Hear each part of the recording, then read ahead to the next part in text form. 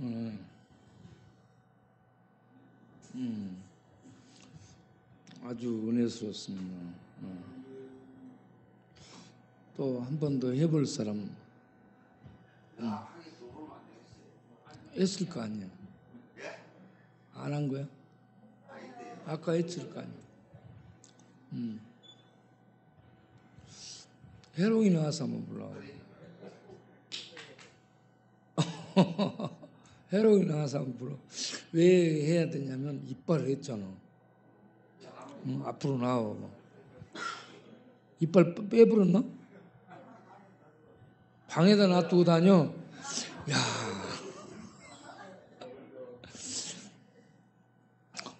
바우는 음성에 놔두고 다니는데. 바우 한번 하세요. 뭐. 응? 아니, 혼자 하고 바우도 한번 해봐. 가시오.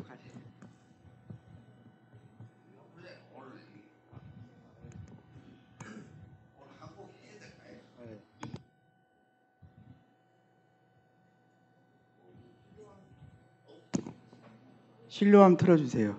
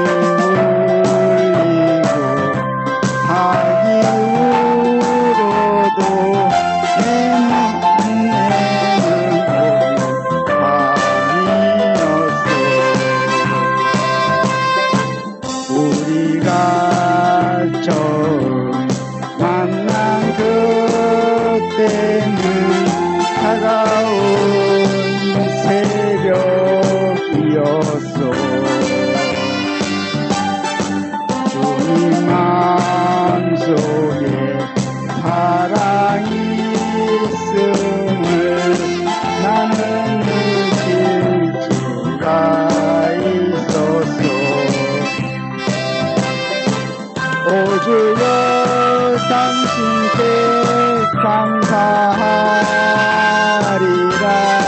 실로암 내게 주시는 나에게 영원한 사랑 속에서 떠나지 않게 하소서. 오 주여 당신께 감사하리라. 실로암 내게 주시는 나에게 영원한 사랑 속에서 떠나지 않게 하소서.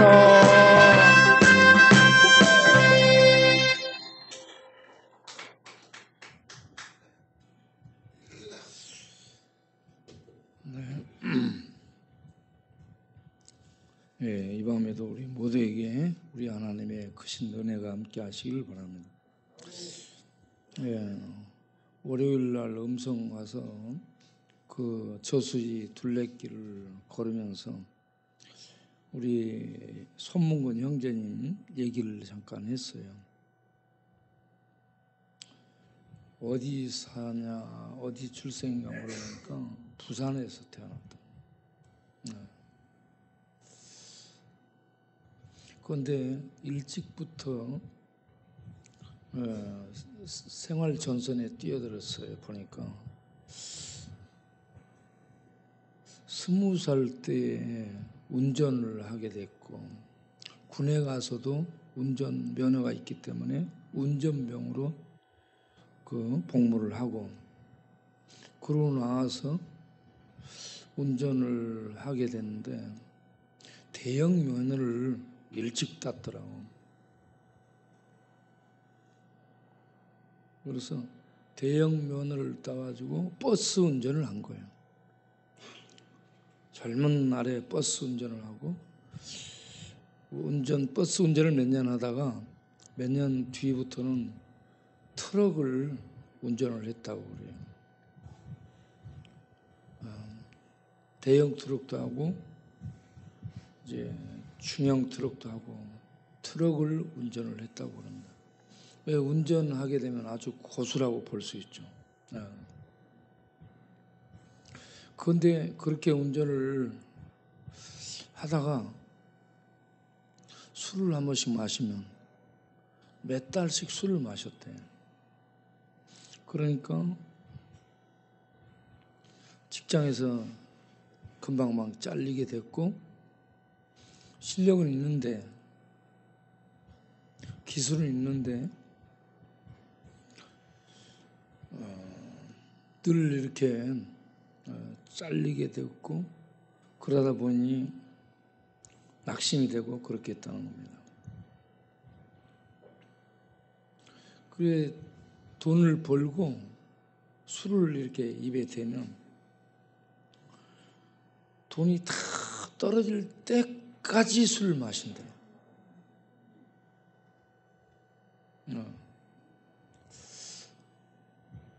그래서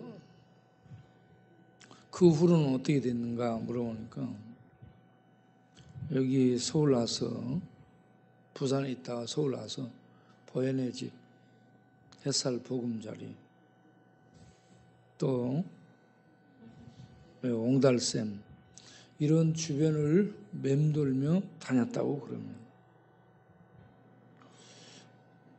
교회는 어떻게 해서 오게 됐는가? 교회는 어렸을 때부터 다녔다고 그렇습니다. 그래서 교회를 오게 됐는데 본인이 무슨 얘기하냐면 내 삶에 목적이 없었다라고 얘기합니다. 자, 지금 자기를 생각해 보세요. 나는 어떤 목적이 있었는가? 목적을 꿈이라고 할 수 있는데 어떤 꿈이 있었는가? 어떤 목적을 갖고 있었는가? 그 어떤 꿈, 어떤 목적이 나를 이끌었는가? 나는 꿈이 중간에 없어진 것인가? 나는 아예 처음부터 꿈이 없었는가?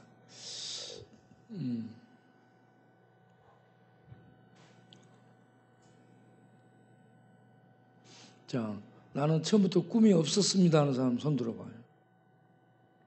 나는 처음부터. 나는 중간에 꿈을 잃어버렸습니다 하는 사람 손 들어봐요. 중간에 꿈을 잃어버렸습니다. 나는 지금까지 목적이 없이 그냥 막 삽니다 하는 사람 손 들어. 그러면 여러분 뭔가 목적이 있었어요?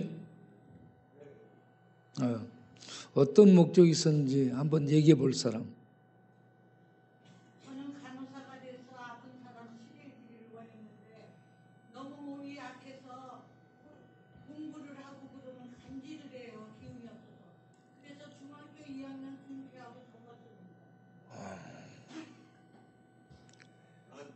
내가 있는데 목적이 옛날에 젊을 때 제비 데리기 위해 왜 제비 우리 말로 밥주는 바람에 닭을 치고 나가요. 지금은 거의 쪽제비처럼 보이는 거예요. 물찬 제비 같아 보여.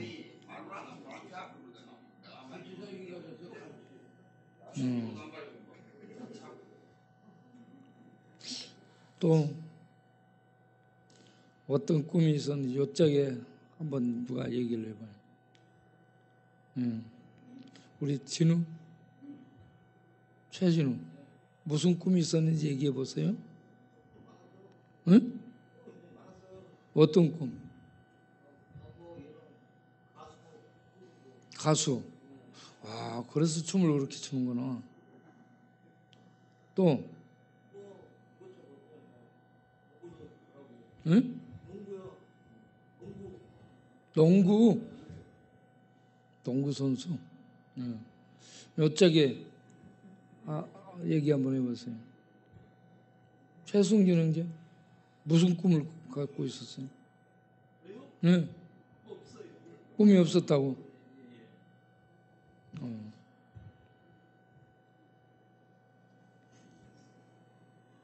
우리 민우는 무슨 꿈이 있었어? 응. 응? 응?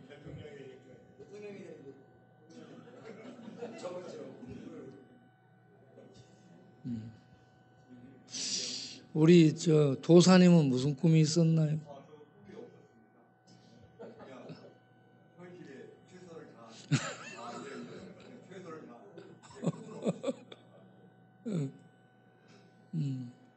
그 뒤에 우리 강태에서 뒤에 형제님 무슨 꿈이 있었나요? 네.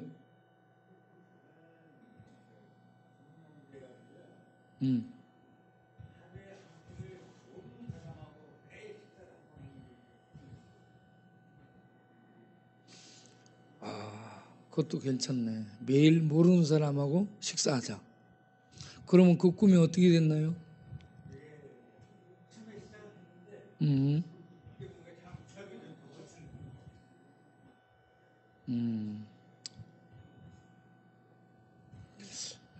괜찮네. 저는 여러분들이 꿈, 인생의 어떤 목적이 나를 이끌어가는 그런 삶을 사는 성도들이 될 수 있게 되길 바랍니다. 어떤 목적이 있어야 돼요. 어떤 꿈. 그런데 이 꿈을 가지려면 하나님을 만나야 됩니다. 하나님을 만나지 못하면 우리가 쓸데없는 꿈을 갖게 되잖아요. 헛된 꿈을 갖게 되는 겁니다. 그래서 젊은 날에 제비되는 꿈을 갖게 됐다. 그러면 쪽제비 되는 거예요.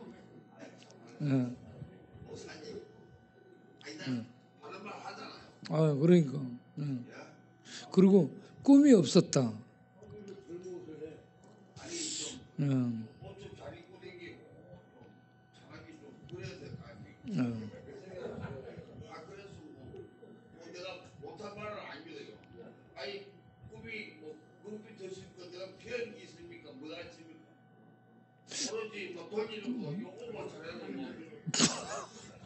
돌리는 걸 잘하는 거야. 어디가 돌리는 걸 한 거야? 아니 춤추러 다니니까 그랬을 거 아니야.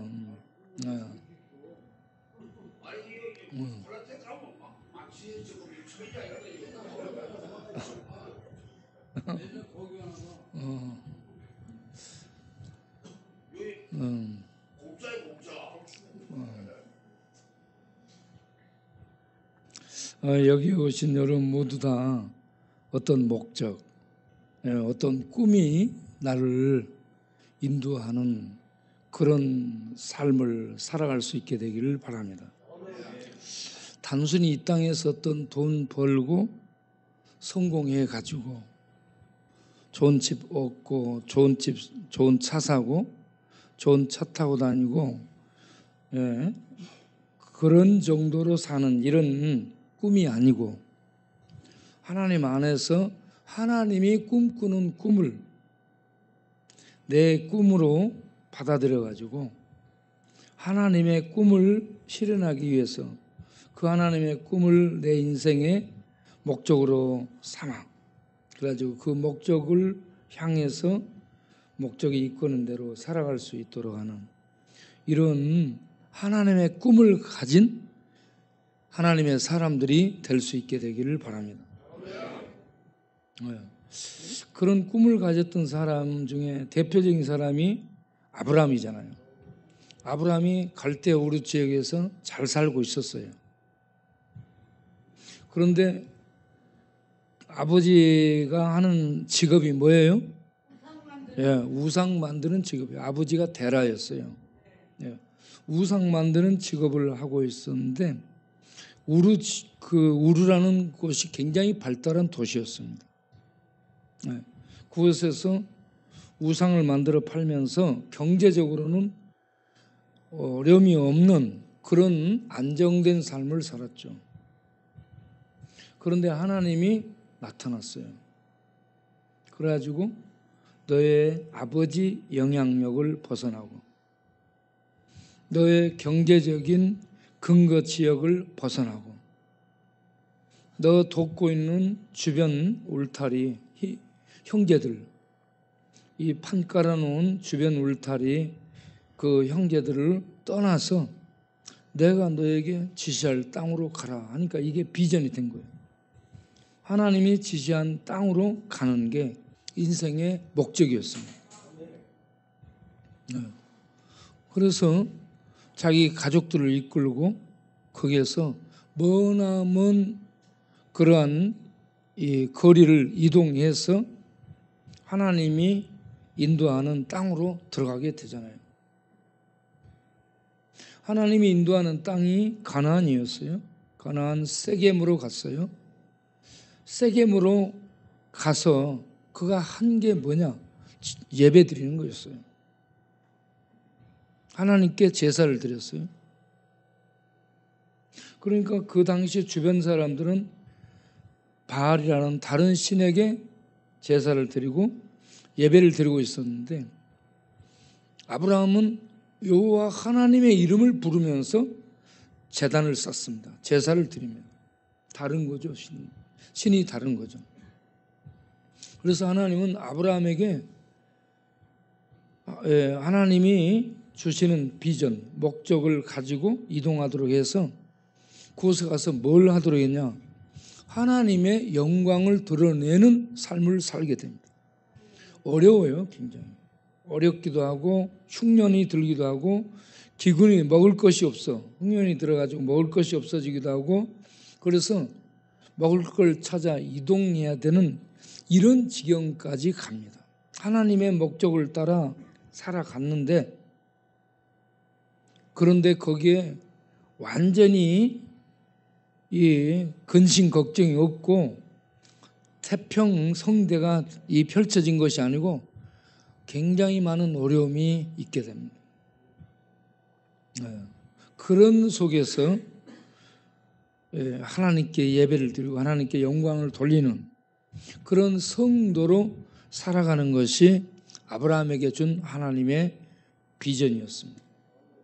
그 아브라함의 뒤를 이은 아들 이삭, 야곱 이들도 전부 다 하나님께 예배하는 이러한 생을 살도록 그들을 인도합니다. 그들의 생애가 야곱은 이 이삭은 계속 우물 파는 생애를 살게 되죠. 우물 파놓으면 다른 힘 있는 자가 뺏어버리고 또 힘 있는 자가 뺏어버리고 늘 옮겨 다녀야 돼요.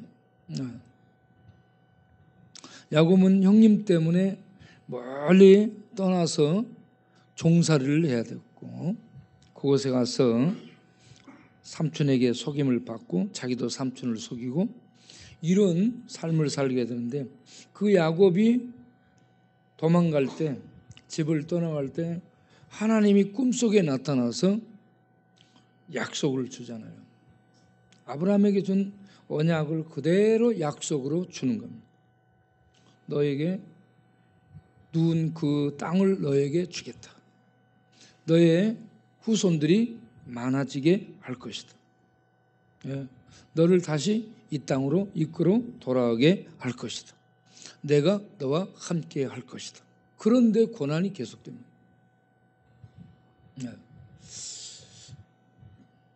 그렇지만 그 고난이 계속되고 어려움이 계속되지만 우리가 세상 사람들과는 질이 다른 목적을 갖고 꿈을 가지고 살아야 될 사람들로 부름받았음을 기억하시길 바랍니다. 우리는 세상 사람들처럼 먹고 마시고 부자 되고 세상에서 누리고 사는 그런 목적을 이루도록 우리를 부르지 않고 어디를 가든지 하나님의 이름을 부르고 하나님께 예배를 드리고 하나님을 찬양하고 당신은 무슨 신을 찬양해? 당신은 어떤 분에게 제사를 드려? 이방 사람들이 물어봐요. 그러면 여호와 하나님께 찬양하며 예배드립니다 하면서 하나님을 증거하는 삶을 살도록 우리를 부르셨다라는 것을 기억하시길 바랍니다.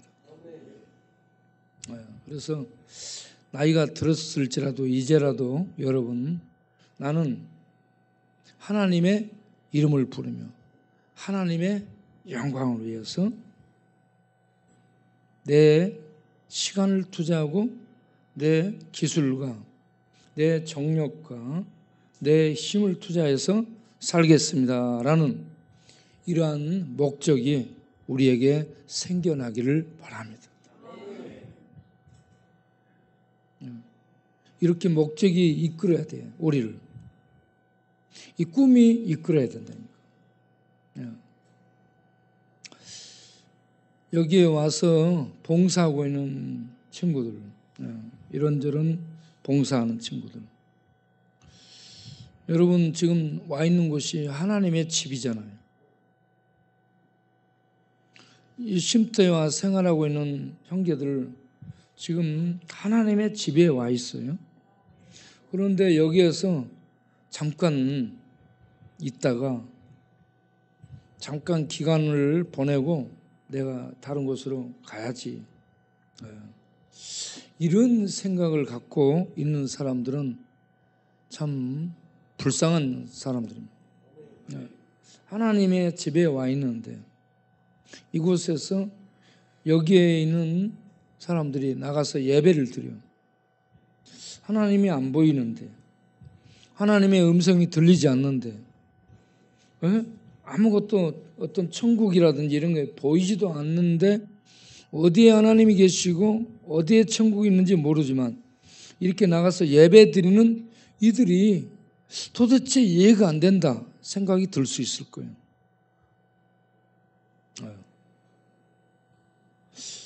그래서 우리는 눈에 보이지 않고 들리지 않고 만져지지 않기 때문에, 느낄 수 없기 때문에 그냥 하나님 없는 곳으로 간주하고 여기에 잠시 기간 이렇게 있는 동안에 있다가 다른 데로 가야지라는 생각을 하고 이곳을 거쳐가는 사람들, 그런 인생이 되지 않게 되기를 바랍니다. 이런저런 사연이 있기 때문에 이곳에 왔을 거예요. 삶의 어떤 언덕들이, 기둥들이, 터전들이 무너지고 떠밀려서 이곳까지 왔으리라고 생각합니다. 그런데 여러분들이 이곳에 오게 된 게 어떻게 밀려서 온 것 같지만 사실은 하나님께서 떠밀어서 오게 된 것으로 아시길 바랍니다.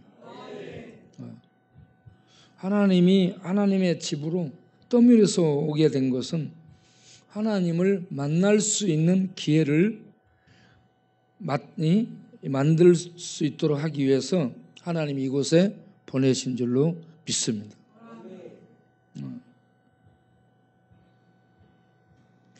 그래서 이곳에 와서 여러분들이 하나님의 음성을 듣고 믿음을 갖게 되기를 바랍니다. 예수를 믿으면 하나님 나라가 보이지 않지만 분명히 있다는 것을 믿게 됩니다.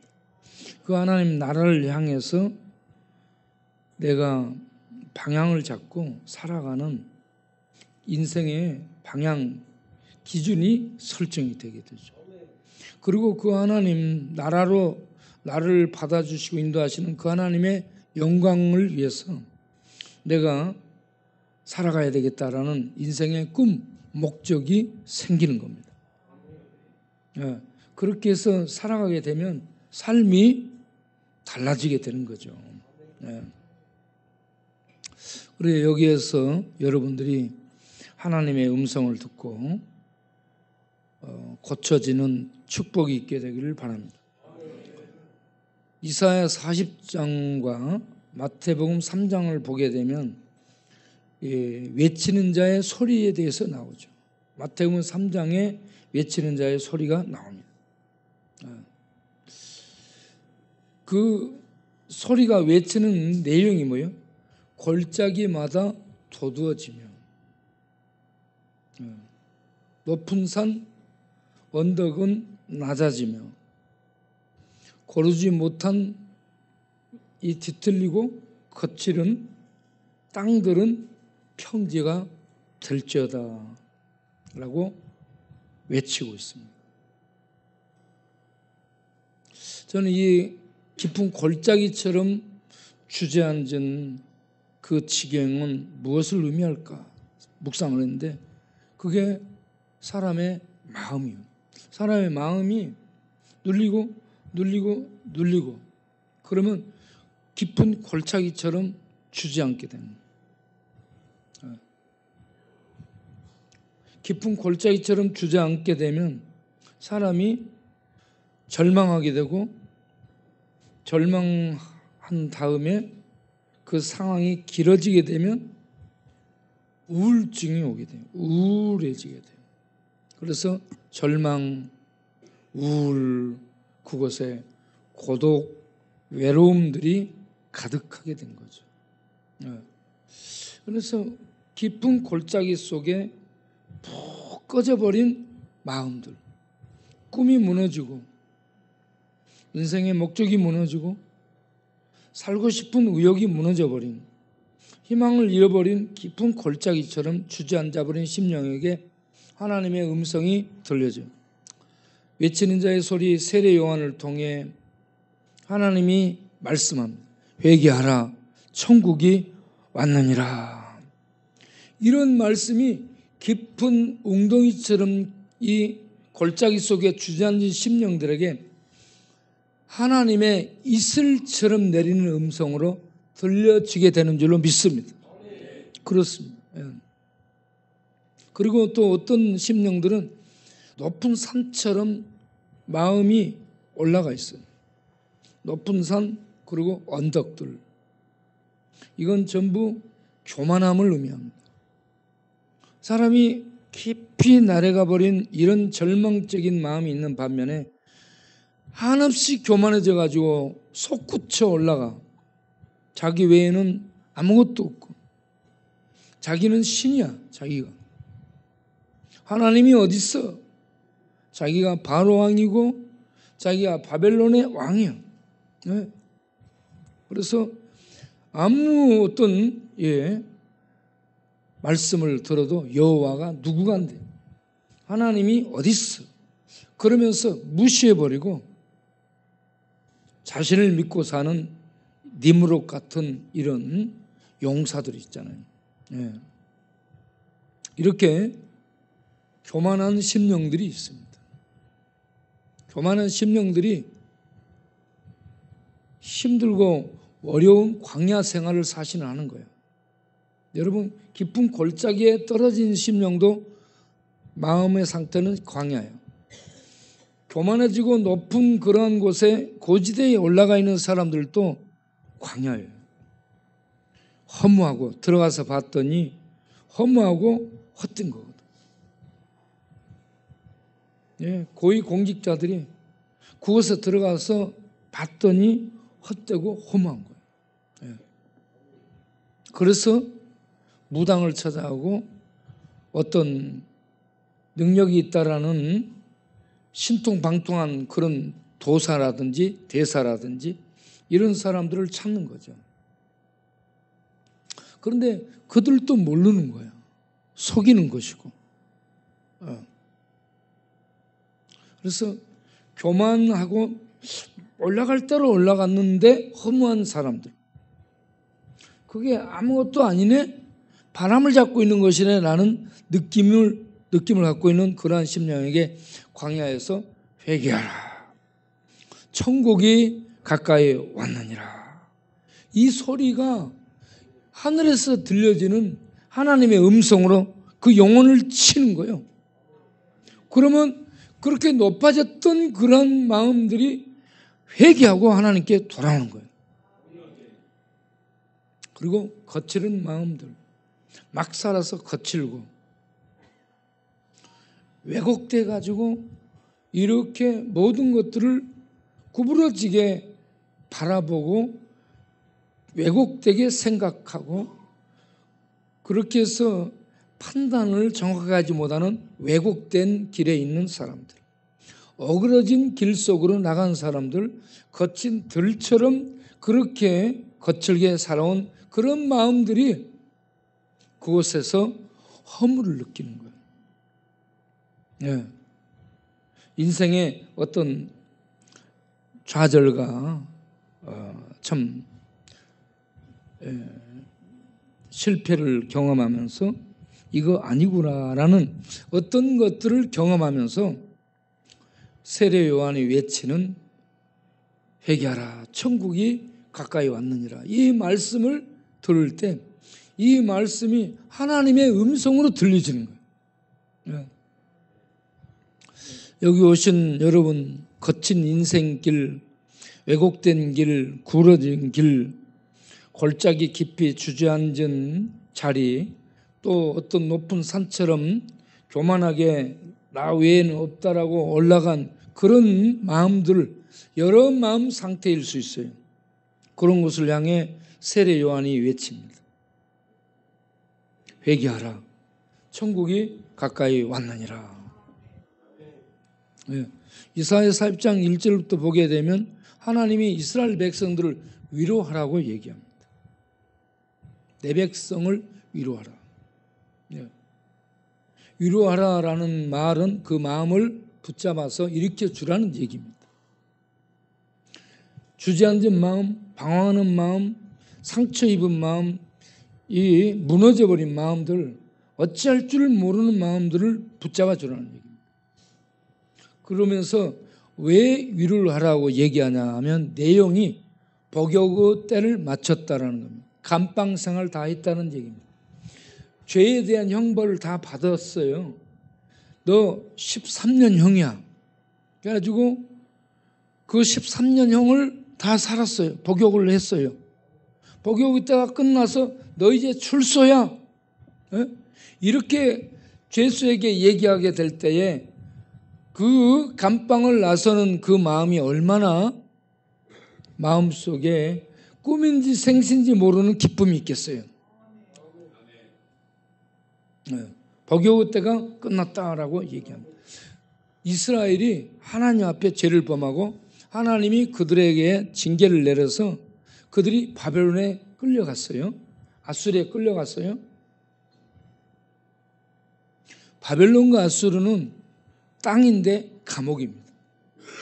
이스라엘 백성들에게는 감옥이에요. 옥살이한 거예요. 그런데 그들이 거기 가서 얼마나 있었는지 기간은 정확하지가 않아. 정확하지 않은데 하나님이 복역의 때가 끝났다라고 하면서 그들에게 돌아가라라고 위로를 전달하는 겁니다. 그래서 이게 얼마나 기쁜 말씀입니까? 이 말씀이 회개하라, 천국이 가까이 왔느니라. 예?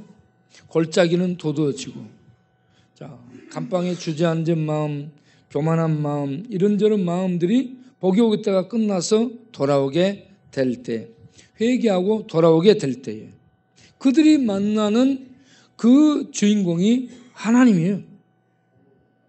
하나님의 메시아를 만나게 될 때에 그들에게 만나게 되는 천국의 놀라운 축복이 그들에게 얼마나 큰 위로가 되겠습니까? 할렐루야. 저는 여기에 이 복역의 때가 끝났다라는 것을 오늘날 우리들에게 적용한다면 뭔 말이냐 하면 우리는 그 복역의 때를 감방에 가서 살지 않았어요.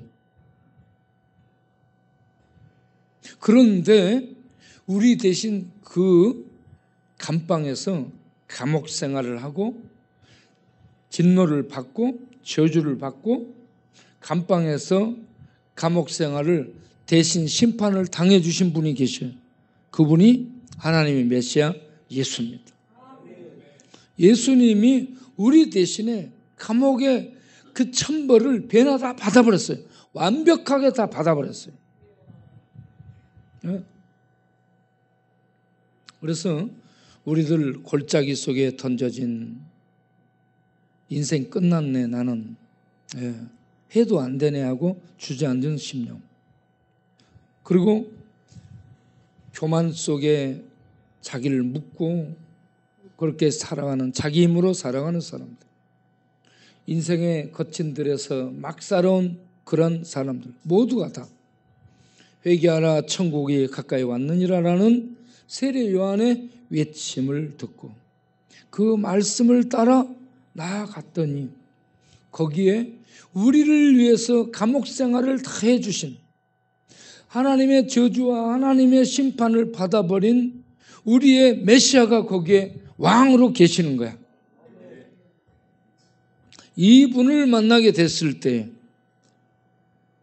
골짜기에 주저앉는 심령에서 눈물이 나오고, 교만하고 하나님을 없은 여기고 무시했던 심령이 회개를 하게 되고, 거친 들에서 자기 마음대로 목적 없이 들짐승처럼 막 돌아다니며 막 살았던 그런 심령들이 회개하고 돌아와서 그 따뜻한 주님의 품에 안겨서 위로를 받게 될 때에 회개하라 천국이 가까이 왔느니라라고 외치는 그 말씀이 얼마나 복된 말씀이었는가. 이게 복음이 된 줄로 믿습니다. 이렇게 해서 주님 품에 돌아가서 보게 되면 그 어떤 하나님의 말씀을 듣게 되면 하나님이 우리를 사랑하셨다는 것을 알게 되죠. 하나님이 우리를 얼마나 사랑하셨는가. 하나님의 아들까지 내어서 저주 속에 못 박아 죽이면서까지 우리를 사랑하셨다. 이게 하나님의 사랑이다.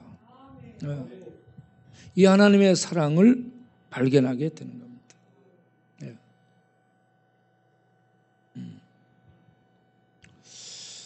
여러분, 이 하나님의 사랑을 십자가를 통해 만났어요? 하나님의 사랑을 만난 사람, 나는 하나님이 나를 사랑합니다 하는 걸 만나서 아는 사람, 손 내리시고, 하나님은 나를 사랑하지 않은 것 같습니다 하는 사람 손 들어봐요. 하나님의 사랑을 나는 도대체 모르겠습니다 하는 사람 손 들어봐요. 하나님은 나를 사랑하지 않은 것 같습니다 하는 사람 손 들어봐요. 제가 이렇게 보니까 부모님의 자녀를 향한 사랑 있잖아요. 친구의 사랑 변해요. 우정. 우정 변함. 아리스토텔레스 우정에 대해서 이렇게 보게 되면 우정은 유익함이 있는 것을, 유익함이 있을 때 우정이 유지된다라고 얘기합니다. 유익함. 그 다음에 또 하나는 만나면 즐거울 때 우정이 유지된다라고 합니다. 세 번째는 선한 목적을 가지고 만나는 그러한 만남 속에 우정이 유지된다라고 얘기합니다.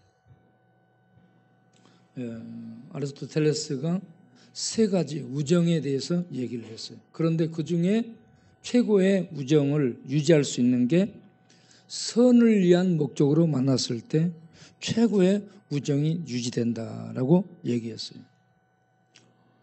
아리스토텔레스는 부모님 양쪽 다 의사 집안입니다.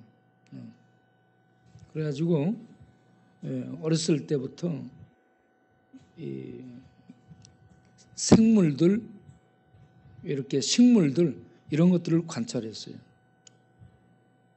소크라테스는 위에서부터 하나님으로부터 이렇게 해서 바라보는 시각을 갖게 됐고, 아리스토텔레스는 개체, 식물을, 생물을, 이런저런 꽃들을 관찰하면서 보다 보니까 개체들을 통해서 이 하나하나 개체들을 통해서 어떤 우주적 진리를 바라보는 이런 관점으로 간 거고. 그런데 그가 이 선을 위해서 만나는 우정, 이게 가장 바람직한 우정이다라고 얘기합니다. 그런데 인간의 이 우정들을 다 끊어지죠. 가장 마지막까지 남아있는 게 부모님의 자식을 향한 사랑입니다. 그런데 이것도 부모님이 돌아가시게 되면 끊어지게 되죠. 그런데 하나님의 사랑은 영원하고 하나님의 사랑은 변함이 없고 하나님의 사랑은 절대적입니다. 그 사랑으로 우리를 사랑하시는데, 우리가 착하고 예쁘고 마음에 들고 잘하고 그래서 사랑한 게 아니고, 로마서 5장 8절 보면 우리가 어떤 때 원수되어 있는데 사랑했다라고 얘기해요. 죄인 원수되었을 때도 하나님은 사랑을 했어요. 그 원수를 위해서 아들을 내어주셨어요. 이거는 거의 미친 사랑입니다. 사람은 자기에게 잘해주는 사람에게 잘해주죠. 성길나게 하면 어때요? 성길납니다. 오늘 또 동네를 도는데 한 친구가 와가지고 복장 터지는 열불 쑤시는 얘기를 해요. 거기에 꼭 그렇게 건드리는 친구들이 있습니다. 순간 얼마나 화가 나는지. 걔들은 그걸 알아요. 나 어디를 건들면 화낸다는 걸 알아요. 무슨 말을 던지면 나 화낸다는 걸 알거든요. 그래서 딱 그걸 던져요. 그러면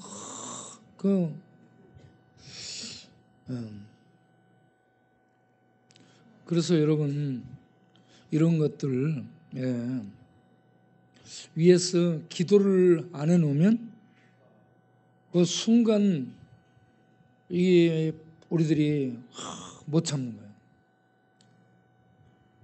그래서 평소에 우리에게 주님, 이렇게 시험을 만날 때 화를 내지 않고 그것마저도 감사할 수 있도록 은혜를 주옵소서. 이런 기도를 날마다 늘 할 수 있게 되기를 바랍니다. 이 말로 이렇게 시험을 꼭 던져요. 그러면 우리들이 팍 끌어오르잖아요. 그거 잘 알아요. 잘 알아. 그때에도 그걸 이기고 감사할 수 있는, 그게 영적인 능력인 줄로 믿습니다. 우리가 그러한 능력들을 갖추는 하나님의 사람들이 될 수 있기를 바랍니다. 시험에 들지 않도록 하나님, 오늘 또 붙들어 주옵소서. 이 기도를 해야 돼요. 여러분 꼭 그런 기도 하시기 바랍니다. 시험에 들지 않도록. 시험은 어떤 사람을 통해 들어요? 가까이 있는 사람을 통해 시험 듭니다. 가까이 있는 사람에게 어떤 말을 통해 시험 들게 돼 있어요. 그럴 때에 열불 나거든요. 그럴 때에 열불 올라오는 그때에 시험에 들지 않도록 기도하는 게, 이게 능력인, 우리가 그걸 늘 기도할 수 있게 되기를 바랍니다. 우리 도사님은 시험에 들 일이 없죠? 저는 시험이 뭔지 잘 모르겠어요. 저는 모릅니다.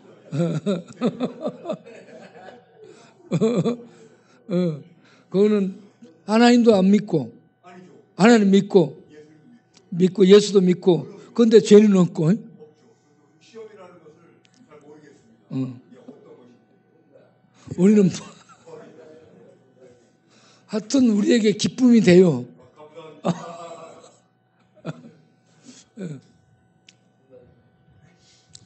예. 자, 우리가 하나님 만나서 천국을 알고 하나님이 살아계신 신이시라는 것을 믿고 그 하나님 나라를 향해 이 미래를 향해서 살아가는 이 삶의 여정을 분명히 갖고 있어야 되고, 그러면서 하나님이 우리에게 주시는 비전, 그걸 목적으로 우리가 삼고 그 목적을 이루기 위해서 단순히 먹고 살기 위한 것이 아니에요.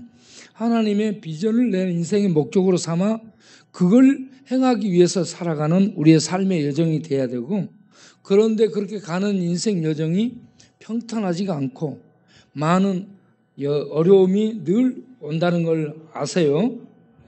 그 중에 하나가 이런저런 시험이 오는 거예요. 시험이 오기 때문에 그 시험이 올지라도 그 시험을 맞으면서 버텨내면서 깨뜨리면서 그리고 의연하게 계속 갈 수 있도록 그렇게 기도를 하고 살아가는 우리들이 되기를 바랍니다. 그러면서 어제 제가 우리 직원들 예배드리면서 얘기했는데, 한 사람을 위해서 기도를 하라. 여러분도 동네에 한 사람을 놓고 기도하시길 바라요. 한 사람 딱 이렇게 봐갖고 나는 이 사람을 위해서 기도해야 되겠다. 그 어떤 형제 어떤 자매를 위한 기도의 소원이 생기면 그 사람을 놓고 계속 기도할 수 있기를 바라며, 날마다 늘 생각날 때마다 기도하라는 얘기예요.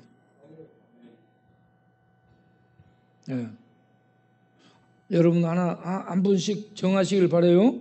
어떤 사람?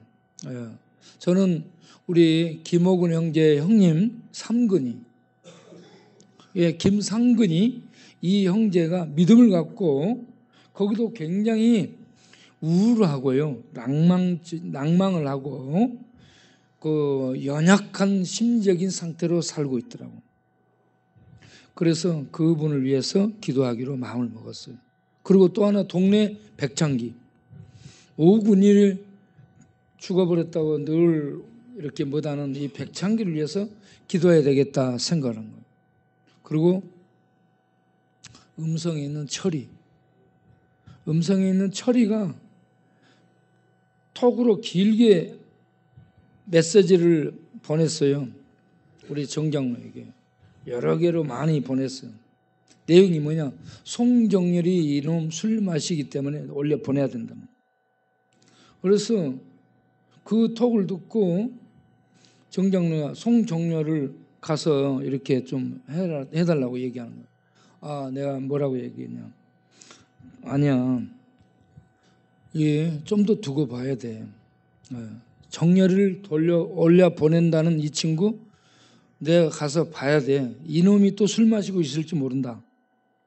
그런데 내가 나중에 보니까 이 친구가 대병 갖다 놓고 술 마시고 있다는 거예요. 그래서 몰라 사람. 그래서 철이를 위해서 기도해야 되겠다. 철이, 창기, 상근이. 여러분, 이렇게 각자가 한 사람이라도 이렇게 생각하면서 늘 기도할 수 있도록 정하시길 바라요. 한 사람, 기도로 돕는 한 사람을 꼭 정하시길 바라요. 그리고 잊어버리지 않도록 적어. 그래가지고 늘 날마다 기도하는 거예요. 그 다음에 한 사람을 전도하기 위해서 기도하는 거예요. 동네 이 사람을 전도해야 되겠다. 어떤 전도할 사람을 위해서 여러분 기도하시길 바랍니다. 그렇게 해가지고 두 가지, 어떤 연약한 사람을 붙들어주기 위한 기도, 또 하나는 전도하기 위한 기도. 그렇게 해서 여러분들이 나만 위해서 기도하는 것이 아니고 교회를 위해서만 기도하는 것이 아니고 이렇게 하나님 영광을 위해서 어떤 대상을 위해서 전도를 위해서 기도할 수 있도록 하시길 바랍니다. 정했어요? 한 사람이라도 한 사람씩 정했어요? 기도로 도울 사람? 네. 여러분 생각해가지고 그렇게 도우면서 그런 내가 이 사람 도와서 이 사람을 이 전도해서 하나님의 집에 인도해야 되겠다. 이런 조그마한 목적이라도 여러분을 이끌고 갈 수 있도록 알겠죠? 예. 이러한 목적들을 가지고 기도하며 살아갈 수 있는 우리가 되기를 바랍니다. 기도하겠습니다. 하나님, 우리가 목적이 없이 떠도는 인생 되지 않게 하시고 세상 사람들처럼 세상 성공, 향락, 부귀가 목적이 되지 않게 하시고 하나님을 만나 하나님 나라를 향해 가는 인생의 미래가 우리에게 분명히 있어야 되고 그런 가정 중에 우리에게 해야 될 일, 하나님의 꿈, 하나님의 비전을 우리의 목적으로 삼아 그 목적을 위해서 기도하며 그 목적이 나를 이끌고 갈 수 있도록 그런 목적이 이끌어가는 삶을 사는 우리 한 사람 한 사람이 될 수 있도록 인도하여 주옵소서. 이 저녁에 꿈을 갖게 하여 주옵소서. 목적을 갖게 하여 주옵소서. 비전을 갖게 하여 주옵소서. 그리고 그걸 향해 기도하며 하나님의 도우심을 구하는 우리가 되게 하옵소서. 그렇게 함으로 우리들이 날마다 하나님의 놀라운 이 은혜들을 경험하며 살아가는 우리의 삶의 여정이 되게 하옵소서. 예수님 이름으로 기도합니다. 하나님 귀한 헌금을 드립니다. 받아주시고 드린 손길들을 축복하셔서 영혼이 잘 되고 마음의 평강이 넘치고 뼈골수도 피세포도 뇌세포도 신경들도 강건하게 하시고 오장육부도 강건해지게 하시고 그렇게 해서 강건한 몸으로 하나님의 영광을 위해 살아갈 수 있도록 축복하여 주옵소서. 이곳에 온 모든 심령들 골짜기처럼 깊어진 마음, 주저앉은 마음, 우울 속에 이렇게 갇혀버린 그러한 골짜기 속에 빠진 심령, 교만하여 높아진 심령, 거친 뜰에서 방황하고 어디로 갈 줄 몰라 방황하고 이리저리 왔다 갔다 하는 심령들 모두가 회개하라 천국이 가까이 왔느니라는 음성을 듣고 그 음성을 따라서 하나님께 나와 영적으로 하나님 만나 영적인 삶을 시작하면서 하나님의 능력과 하나님의 도움을 받아 많은 고난과 역경과 환난을 헤쳐나가면서 하나님의 은혜를 먹고 마시는 그 천국의 복락을 누리는 가운데 살아가는 우리의 삶의 여정이 되게 하여 주옵소서. 귀한 헌금 받아주시고 드린 손길들을 복되게 하사 더 많이 나누고 베풀고 또 꿔주고 빌려주고 하나님을 위해서 쓰는 부유한 자들이 되도록 없을수록 축복하여 주옵소서. 예수님 이름으로 기도합니다. 아멘. 기도하고 마치겠습니다. 이제는 우리 주 예수 그리스도의 은혜와 우리 아버지 하나님의 영원하신 절대적인 사랑과 성령의 진리를 보여주시고 천국의 하나님의 말씀을 음성으로 듣게 해주시고 닫힌 이 말씀들이 깨달아 열려 보여지며 살아서 움직이며 활동하며 우리를 힘있게 이끌고 가는 천상의 빛이 되고 능력이 돼요. 날마다 그 말씀을 따라서 살아갈 수 있도록 인도하는 성령님의 역사하심과 축복하심. 오늘도 하나님께 나와 귀한 말씀 듣고 목적을 가지고 하나님이 주신 꿈을 가지고 인생 살아야 되겠다 라는 감동 중에 일어서는 모든 심령들 위해 영원토록 함께 하시기를 간절히 축원하옵나이다. 아멘.